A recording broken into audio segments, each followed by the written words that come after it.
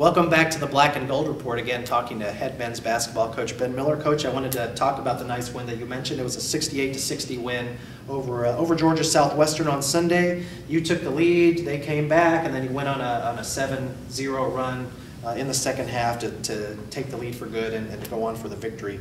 I know you're happy that you broke the losing streak. Comment a little bit on the Georgia Southwestern game overall, and it had to be nice after the previous two games. Yeah, our defense was as a team was really good. We had a few breakdowns. They had a big guy in the middle that we had a hard time blocking out, and he had half of their team's offensive rebounds. But other than that, our team defense was pretty good, and that, you know, it needs to be there. You know, we're going to have nights where we shoot it well, but we didn't shoot it great last night for stretches, but our defense kept us in there and helped us get a big win. What's happened to Georgia Southwestern? They were the preseason Peach Belt favorites. Now they're sitting at 2-7 in the Peach Belt, and there's a lot of teams that they're looking up at. What's happened to the Hurricanes? Well, they're still a really good team. They got to be the best 2-7 team in America because, you know, first of all, they play extremely hard, and that was a big challenge for our guys to match their intensity, their physicality. But you know, you look down at their bench. You know, they lost Phillip Brown for about 3 weeks here, but they still have 4 Division I transfers and a 4-year guy named Evan Mobley, who's one of the best guards in the league. So they're going to be okay. It's just, you know, the Peach Belt is a tough road, and good teams can lose, you know, 2, 3, 4 in a row, and you just got to keep together. And I expect them to be playing well and, you know, be very competitive down the stretch. Well, this truly is a conference where everybody can beat everybody. Oh yeah. Top to bottom. I know you've had 2 games in 2 days, and I know this is done in a lot of cases to cut down on travel expenses, and Georgia Southwestern and Columbus State are pretty close to each other. How much of an effect does that have on your team's fatigue, however? And on a positive note, is that nice preparation for the Peach Belt tournament where you could play 2 or 3 games consecutively day after day? Yeah.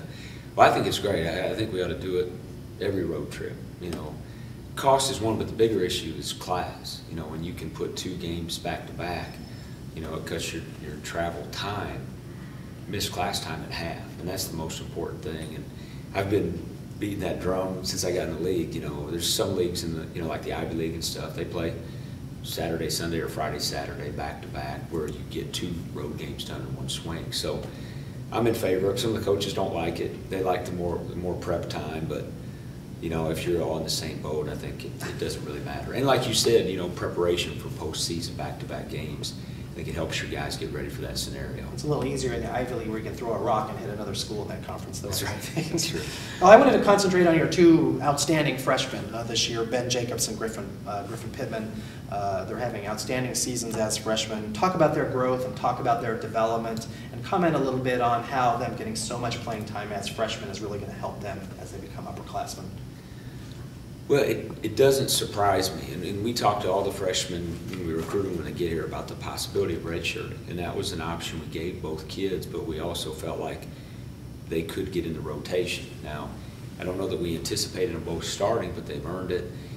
Even though they're young age-wise, they're both very mature kids, very bright kids, both, you know, excellent students, and so they're able to pick up things quickly on the court as well. So, you know, they're both done a really good job, and you know, you get to this point in the season, you know, they've been through a few battles, so you know, we don't really treat them like freshmen anymore, but we're really pleased with how both of them are playing. How have KJ and Mike conversely responded to coming off the bench? You know, that was, you know, one of the best things about it when we decided to make the move. You know, I spoke with those guys first, and not that Griffin was playing better than KJ, we just felt like it might help our rotations getting a true point guard on the floor.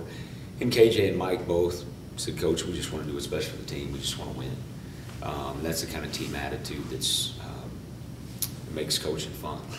Finally, Coach, let's talk about your last game on this road trip. It's coming up this coming Thursday against local rival Peach Belt foe Francis Marion.